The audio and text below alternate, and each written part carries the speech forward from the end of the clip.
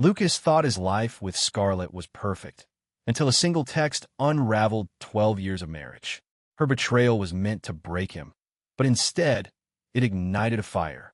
With a sly smile, Lucas outsmarted her plan, turning her deception into his triumph. This is the gripping story of how one man's heartbreak became his greatest comeback. Lucas Bennett knelt in the Austin sun, sketching lines on a blueprint spread across a picnic table at Zilker Park. Around him, kids laughed, chasing each other through the half-built playground he designed for free. His architecture firm, Bennett Designs, was his pride, but this community project was personal, a way to give back to the city that shaped him.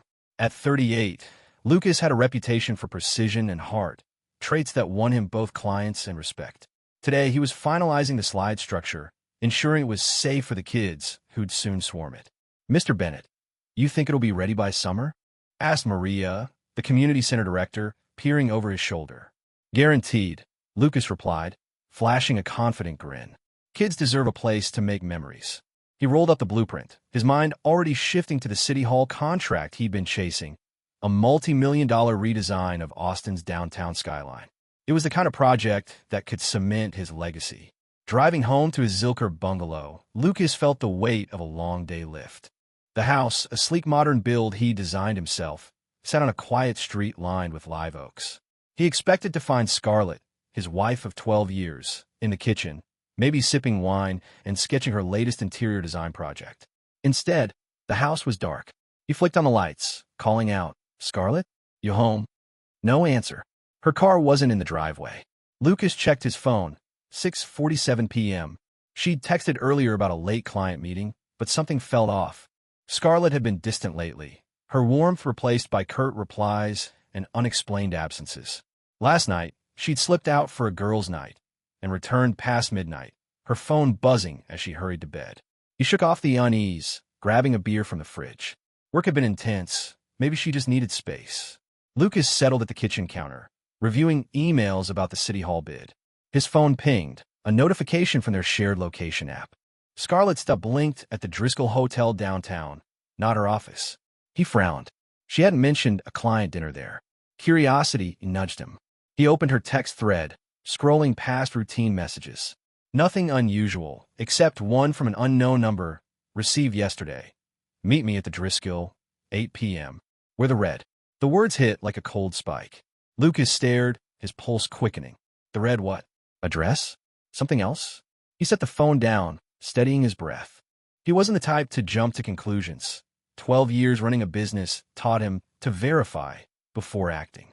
He grabbed his keys and drove downtown, the Austin skyline glowing against the dusk. The Driscoll's opulent lobby buzzed with tourists and business types. Lucas lingered near the bar, scanning for Scarlett. No sign of her. He was about to leave when a flash of movement caught his eye. Scarlett stepping out of an elevator, her arm linked with a tall man in a tailored blazer. Ethan Caldwell, a tech entrepreneur Lucas recognized from local headlines. They laughed, heading toward the hotel's steakhouse, oblivious to him. Lucas's stomach twisted, but he stayed rooted, watching them disappear into the restaurant. He could storm in, demand answers, but that wasn't his style. Instead, he texted Scarlett. "Working late? Hope the client meeting's going well." Her reply came fast. "Yep, just wrapping up. Home soon." The lie stung sharper than the sight of her with Ethan. Back home, Lucas paced the living room, replaying the scene. Scarlett's late nights, her glued-to-the-phone habits, the Driscoll text. It all clicked into a pattern he'd ignored. He wasn't ready to confront her, not yet.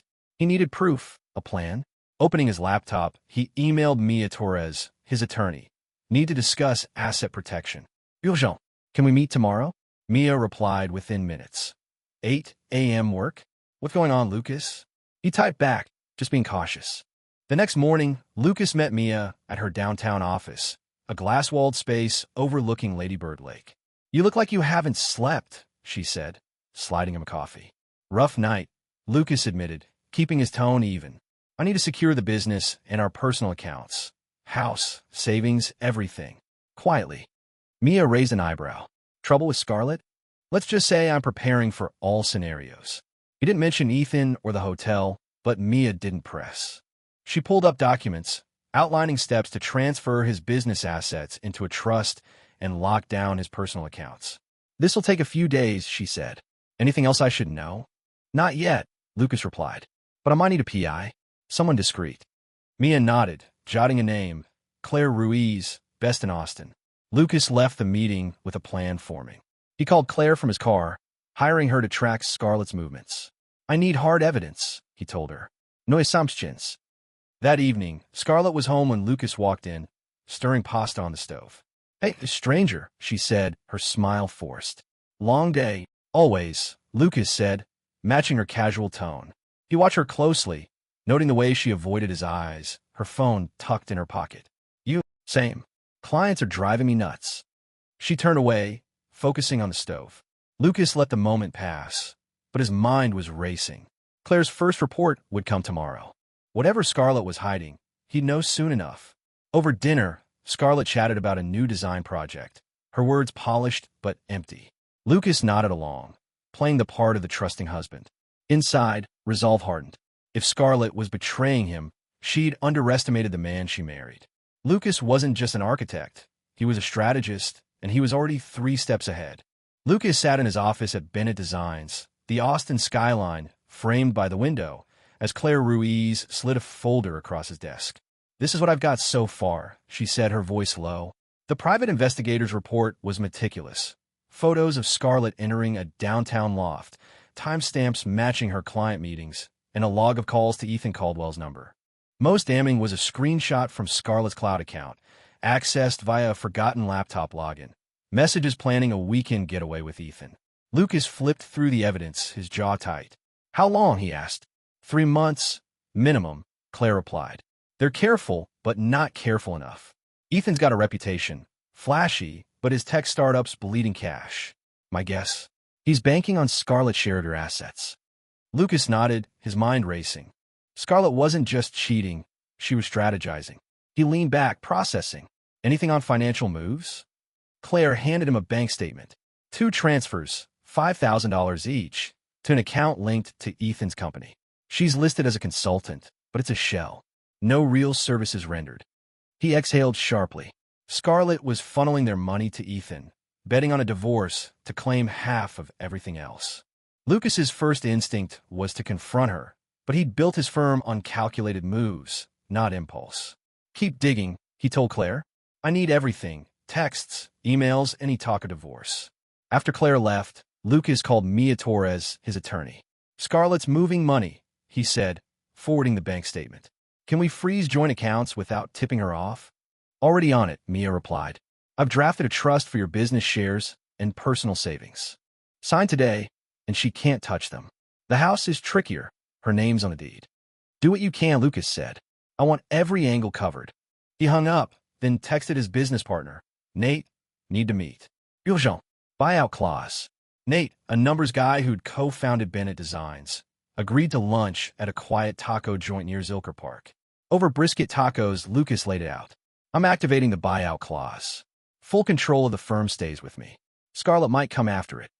Nate raised an eyebrow. Trouble at home? Something like that, Lucas said, keeping it vague. You in? Nate signed the agreement on a napkin, no questions asked. You've always played straight, Lucas. I trust you. By afternoon, Lucas's ownership of Bennett Designs was ironclad, shielded from any divorce settlement. That evening, Scarlett was home, scrolling her phone at the kitchen counter. Lucas watched her, testing the waters. Big project coming up? He asked, pouring a glass of water. She barely looked up. Yep, new client. High maintenance. Her phone buzzed, and she angled it away, typing quickly. Lucas caught the name, Ethan, before the screen locked. Must be tough, he said, voice neutral. Late nights at the Driscoll again. Scarlett froze, her fingers hovering over the phone.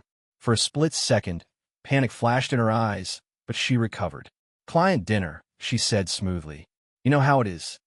Lucas smiled faintly, letting her think she'd dodged the bullet. He knew enough to stay silent, but every lie she told sharpened his resolve. After dinner, he retreated to his home office, locking the door. Claire's next report arrived via encrypted email. Audio from a bug she'd placed in Ethan's loft. Lucas hesitated, then hit play. Scarlett's voice crackled through. Once I file, we push for half the firm. Lucas won't see it coming. He's too busy with his Skyline deal. Ethan laughed. And when we cash out, it's you and me, babe. New life, new city. Lucas stopped the recording, his hands clenched. Scarlett wasn't just leaving. She was orchestrating a heist. He forwarded the audio to Mia, adding, "This changes everything. Prep for a fight." Mia replied instantly, "Got it. Meet tomorrow to plan next steps." The next day, Lucas drove to a construction site for the City Hall project, needing the chaos of cranes and concrete to clear his head. His phone pinged. Claire again. She'd hacked Ethan's email, uncovering a draft divorce petition Scarlett had sent him, outlining demand for half the house, savings, and Bennett designs. Attached was a note. "Make sure we time this before his big contract closes." Lucas's blood ran cold. Scarlett was betting on his distraction, but she'd miscalculated. He called Claire. "I need you to track Ethan's finances. If he's broke, I want proof." "On it," Claire said. "Give me 48 hours." That night, Scarlett announced she was heading to a design conference in Houston. Lucas didn't blink. "Safe trip," he said, knowing she'd be at Ethan's loft. As her car pulled away, he checked the shared app. Heard up, move straight to downtown Austin, not the airport. He smirked. Every move she made was digging her own trap. By morning, Claire delivered. Ethan's startup was a house of cards, propped up by loans and Scarlett's transfers. Lucas had what he needed, leverage. He met Mia at a coffee shop, laying out the evidence. "Scarlett's planning to file soon," he said. "We hit first. Draft a settlement offer. Minimal payout, no claim on the business or house." Mia scribbled notes. "Risky but smart. If she fights, we use the audio and financials. Public exposure will scare her off." Lucas nodded, feeling the pieces align. Scarlett thought she was playing him, but he was rewriting the board. Tomorrow, he let her make her move, ready to counter with a checkmate she'd never see coming. Lucas stood at the edge of the City Hall construction site, the hum of machinery masking his racing thoughts. His phone buzzed. Claire Ruiz, the PI, with an update. Scarlett had met Ethan at a lawyer's office downtown. "They're drafting divorce papers," Claire reported. "She's pushing for half your assets, claiming emotional distress." Ethan's egging her on. Lucas gripped the phone, his plan crystallizing. Scarlett was making her move, but he was ready. He called Mia Torres from his truck. "They're filing soon," he said. "Push the settlement offer today, $30,000. Her car, personal belongings. Nothing else." Mia agreed, warning, "She'll fight unless we show our hand." Lucas authorized her to hint at the evidence. Audio, financials, Ethan's shady dealings, without revealing it fully. He wanted Scarlett rattled, not cornered. At home, Lucas found Scarlett packing a suitcase, her movements tense. "Going somewhere?" he asked, leaning against the doorway. "Houston," she said, not meeting his eyes. "Another conference." Her phone pinged, and she silenced it quickly. Lucas caught a glimpse of Ethan's name before she shoved it in her pocket. "Funny," Lucas said, voice calm. "I thought you'd be meeting your lawyer." Scarlett's head snapped up, her composure cracking. "What are you talking about?" He stepped closer, holding her gaze. "I know about Ethan, the loft, the money you've been siphoning. I know you're planning to take half of everything I've built." Scarlett's mouth opened, but no words came. Lucas pressed on. "My lawyer's sending you an offer. Take it, or we go to court. You won't like what I've got." Scarlett's hands trembled as she zipped her suitcase. "You're bluffing," she said, but her voice wavered. "You'd never drag this out publicly." "Try me," Lucas replied, turning away. "You've got until tomorrow." He left her standing there, the air thick with her uncertainty. The next morning, Mia called. Scarlett's lawyer, Vanessa, got the offer. She's panicking, wants to meet. Lucas arrived at Vanessa's office, a sleek space near the state capitol, with Mia by his side. Vanessa, polished and sharp, greeted them coolly. "My client believes she's entitled to a fair share of marital assets," she began, sliding a counteroffer across the table. "Half the house, half Bennett Designs, and $200,000. Lucas didn't flinch. He pushed a folder toward Vanessa. "Before you push that, look at this." Inside were printouts, Scarlett's text to Ethan, bank transfers to his failing startup, and a lease agreement for a condo in Scarlett's name, paid with Lucas's money. Vanessa's eyes widened as she scanned the pages. "This suggests fraud," Mia said evenly. "We've got audio, too." Scarlett plotting to inflate her claim. "Take the $30,000, or we file for fraud and adultery. It'll be public." Vanessa leaned back, reassessing. I'll need to consult my client. She stepped out, phone in hand. Lucas exchanged a glance with Mia. Scarlett was cornered. When Vanessa returned, her tone was clipped. Mrs. Bennett will consider the offer, but she wants a meeting with you, Lucas. Alone. Fine, Lucas said. Against Mia's advice, he agreed to meet Scarlett at a quiet coffee shop on South Congress. He arrived early, ordering a black coffee and claiming a corner table. Scarlett walked in, her posture stiff, and slid into the seat across from him. You're ruining everything, she said, voice low. Ethan and I were building something real. Lucas sipped his coffee, unfazed. You built a lie. You funneled our money to a con man. Ethan's broke, Scarlett. His startup's a sham. You're funding his lifestyle. Her face paled. That's not true. He's got investors. Check his bank records, Lucas cut in, sliding his phone across the table.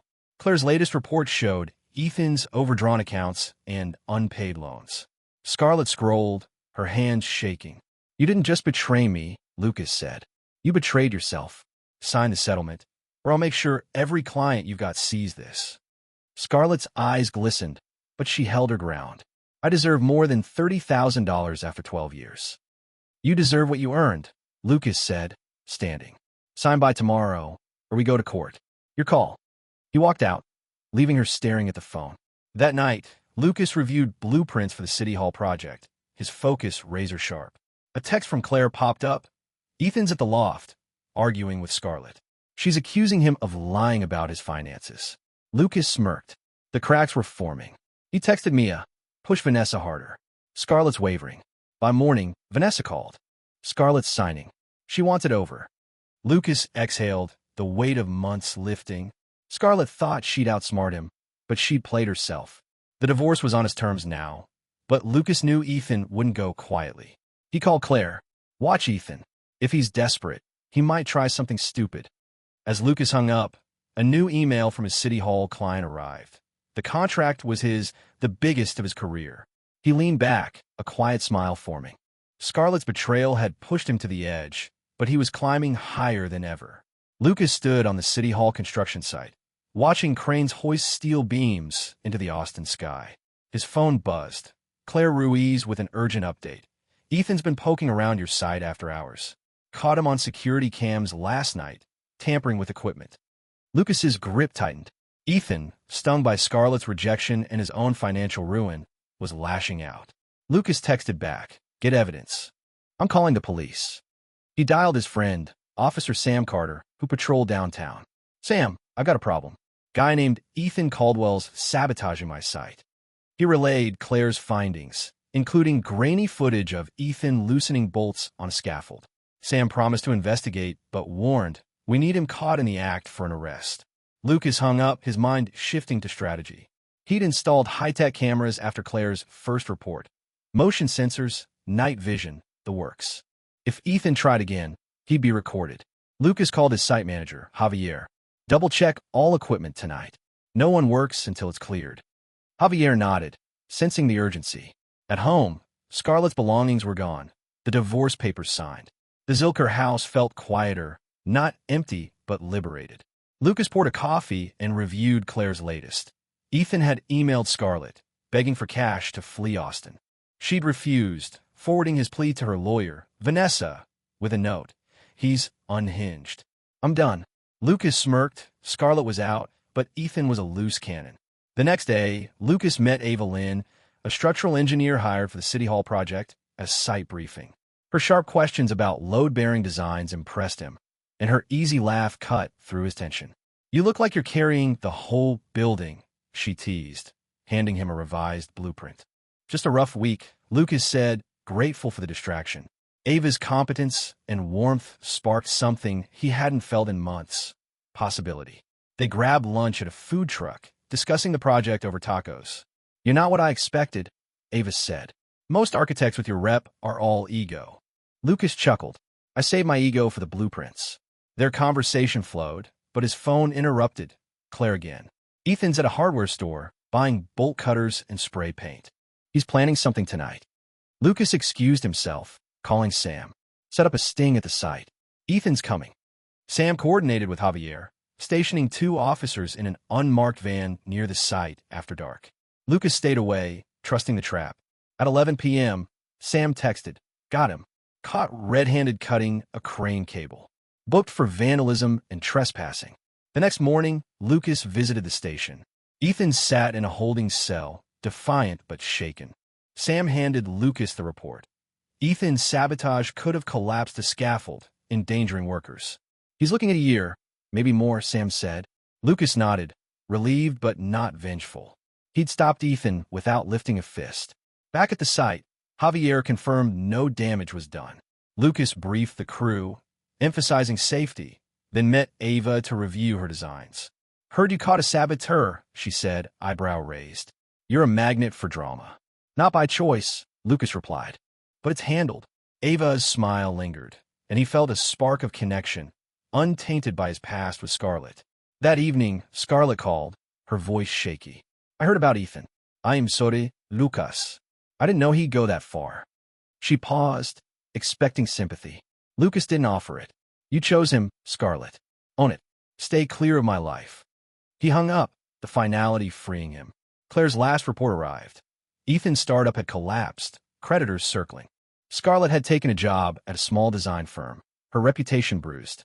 Lucas, meanwhile, was thriving. The City Hall contract was drawing national attention, and Ava invited him to a rooftop bar to celebrate. Over drinks, she pitched a bold idea, a sustainable park integrated into the City Hall design. Lucas jumped in, sketching on a napkin, their ideas syncing effortlessly. As they laughed, Lucas's phone buzzed. A text from Scarlett. "Can we talk? I made a mistake." He deleted it without a second thought.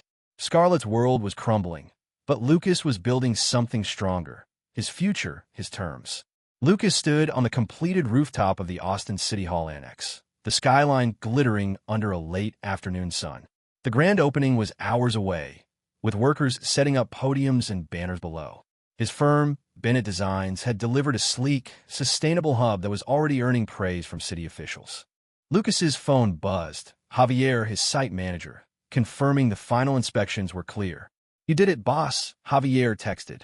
"This place is a game changer." Ava Lynn joined him, carrying 2 coffees. "Ready for your big moment?" she asked, handing him a cup. Their collaboration over the past 6 months had grown beyond work. Shared late-night planning sessions had sparked a quiet chemistry, built on mutual respect. Lucas nodded, scanning the rooftop garden they'd co-designed. "Feels like more than a building," he said. "Like a fresh start." His thoughts drifted to the past year. Scarlett's betrayal had nearly derailed him, but outmaneuvering her and Ethan had sharpened his focus. Now, with Ethan behind bars for vandalism and Scarlett humbled, Lucas felt unburdened. He turned their schemes into fuel for his own rise. A text from Claire Ruiz interrupted. "Heads up, Scarlett's in town." Spotted at the event setup. Lucas frowned. He'd heard she'd taken a low-level design job, her once glamorous career stalled by the fallout of her choices. He texted back, "Keep an eye on her. No disruptions." At the opening ceremony, Mayor Rivera took the stage, praising Bennett Designs for transforming Austin's skyline. Cameras flashed as Lucas joined her for the ribbon cutting, Ava at his side. The crowd applauded, but Lucas's gaze caught a familiar figure near the back. Scarlett, standing alone, watching. Their eyes met briefly. She nodded, a gesture of acknowledgement, not defiance. Lucas turned away, focusing on the mayor's speech. After the event, Ava pulled Lucas aside. "Just got word. Our sustainable park pitch won the Henderson contract in Milwaukee." Her eyes sparkled with excitement. "We're expanding." Lucas grinned, the victory sweeter with her by his side. They headed to a nearby taco stand to celebrate, sketching new ideas on napkins, their laughter easing the day's tension. As they ate, Scarlett approached, hesitating at the edge of the lot. "Lucas, can we talk?" she asked, her voice low. Ava glanced at Lucas, who nodded, giving her space to step away. "What is it?" Lucas asked, keeping his tone neutral. Scarlett shifted, clutching a folder. "I'm not here to fight. I just want to give you this." She handed him the folder, legal documents releasing any claim to his assets, signed and notarized. "I know I don't deserve forgiveness, but I'm trying to make things right." Lucas scanned the papers, surprised. "Why now?" "I saw the news about Ethan's arrest," she said. "And this," she gestured to the annex. "You built something incredible, despite me." "I was wrong, Lucas. About everything." Her voice cracked, but she held his gaze. I'm moving to Dallas, starting over. I just needed you to know. Lucas closed the folder. I hope you find what you're looking for, he said, meaning it. He wasn't angry anymore, just done. Scarlett nodded, turning to leave, her steps lighter, as if unburdened by the gesture. Later, Lucas got a call from Sam Carter, the officer who'd arrested Ethan. Thought you'd want to know. Ethan's out on parole, working construction upstate. Low-level gig, but he's keeping his nose clean. Lucas paused, then texted his old business partner, Nate. No, any subcontractors needing a worker? Ethan Caldwell's looking for a shot. Nate replied, I'll pass it along. You're too damn noble. At the rooftop after-party, Lucas and Ava mingled with city officials, their shared vision for the annex earning toasts. As the crowd thinned, Ava leaned close. You didn't have to help Ethan, she said. Why did you? Lucas shrugged. Holding on to hate is a trap. I'd rather build than destroy. Ava smiled, her hand brushing his. The moment felt right, new, untainted by the past. Across the street, Scarlett watched from her car, the annex glowing behind Lucas and Ava. She started the engine and drove away, a chapter closed. Lucas, standing taller than ever, looked out over Austin, his city, his future. He'd lost a marriage, but gained something stronger, himself.